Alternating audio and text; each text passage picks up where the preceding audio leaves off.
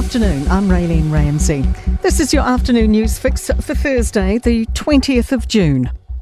Electricity is being partially restored in Northland and some areas have been reconnected. There have been massive outages since a transmission tower toppled over at Glorit this morning. That's between Kaukapakapa and Wellsford in Auckland's northwest. Transpower's reconfigured systems to use local sources, such as geothermal generation at Ngā Whā near Kaikohe. It's issued an operational grid emergency notice until midday tomorrow. Energy Minister Simeon Brown says he's spoken to Transpower's CEO twice today. The priority at the moment is making sure power is restored as quickly as possible. Vulnerable people who rely on electricity are looked after. GDP has risen 0.2% for the March quarter, but economists say we're still heading backwards. The slight uptick reported by Stats NZ today means we're no longer in a technical recession, but per capita GDP has decreased by 0.3%.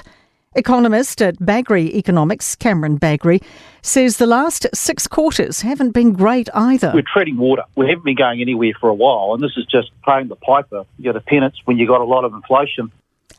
The Energy Minister is blaming Labour for a lack of cash for electric vehicle charges. Parliamentarians are holding committee hearings on the budget, which includes more than $3 billion of cuts to climate initiatives. Funding set aside by the last government for a public EV charger network survived. Labour's Megan Woods has pressed Minister Simeon Brown on why there isn't more when National campaigned on boosting EV infrastructure. The previous government in the last financial year did take $15 million out of that allocation just prior to the election. Health New Zealand is denying it has a recruitment freeze. Danica McLean has more.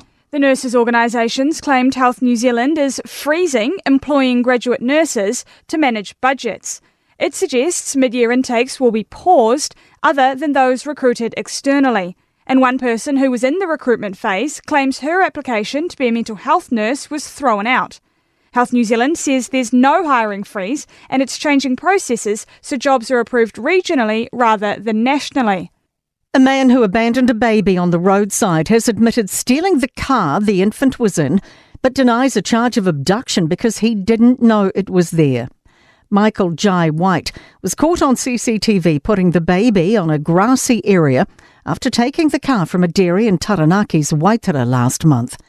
Open Justice reports White says he wasn't trying to deprive the parents of their child, so a kidnapping charge is inappropriate. He'll stay in custody until a court appearance in August. In sport, Kane Williamson's reiterating his priority is playing for the Black Caps after landing back in the country in the wake of his decision to turn down a central contract with New Zealand Cricket and give up the white ball captaincy. Departing loose forwarder Kere Ioane believes he's leaving the Blues in a good spot, whatever the outcome of Saturday's Super Rugby final against the Chiefs. New Zealand squash player Paul Coles beaten Diego Elias of Peru to go 2 from 2 at the World Tour Finals in Washington State. I'm Raylene Ramsey. That's your latest news fix. We'll be back with the next update tomorrow morning from the Newstalk ZB newsroom.